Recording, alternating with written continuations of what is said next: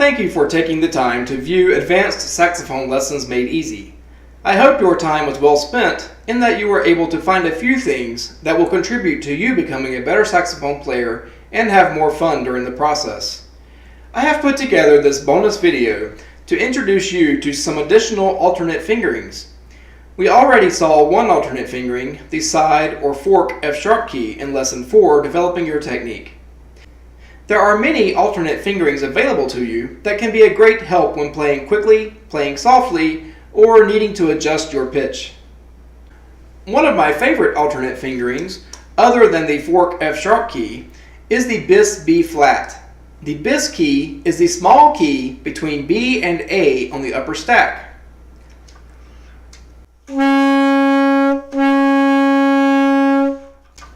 This is a great choice when using the side B flat proves challenging.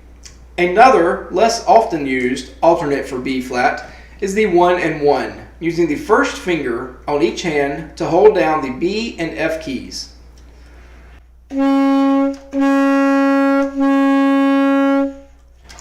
Additionally, when a quick C natural is needed after or before a B, you can get to the C natural by pressing the middle side key with your right hand.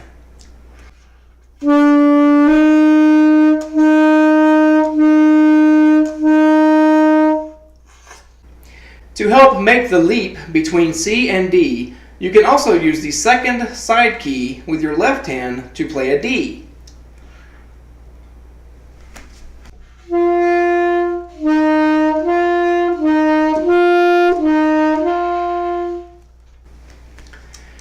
The third side key can come in handy when you need a D sharp or E flat.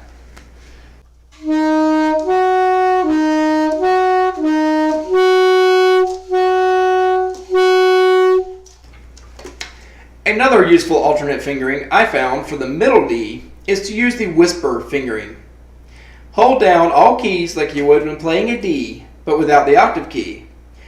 Then add a side D key with your left hand, the first key here, to play the middle D.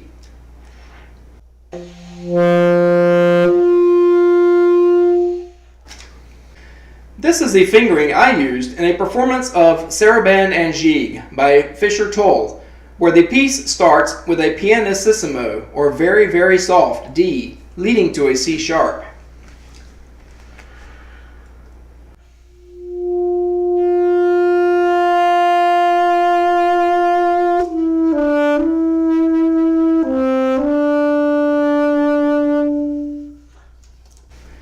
Achieving this would have been very difficult using the normal fingering for middle D. Here are several alternate fingerings you can use to adjust your pitch when it is a bit flat or sharp.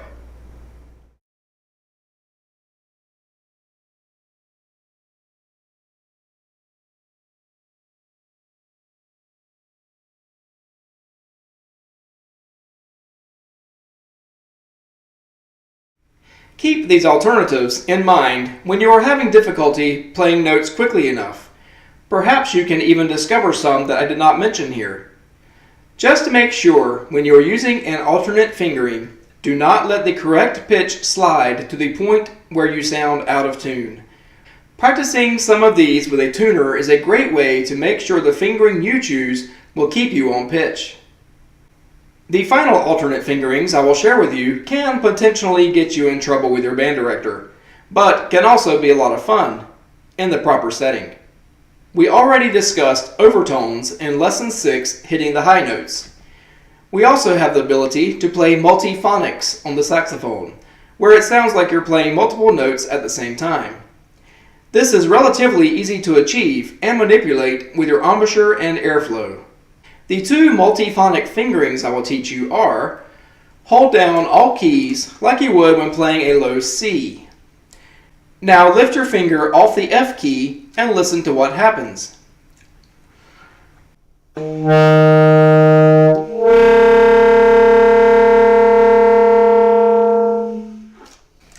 You can also hold down all the keys like you would when playing a low B flat.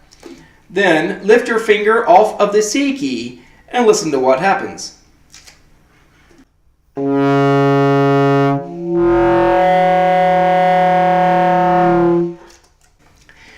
have some fun with this in your practice time and when you want to joke around with your friends, but you may want to keep this to yourself when it's time for band practice or a serious rehearsal. Thank you again for watching Advanced Saxophone Lessons Made Easy. Don't forget, if you have learned something through these videos that has made a positive impact on your playing, I would love to know about it. Please feel free to leave comments and ask questions.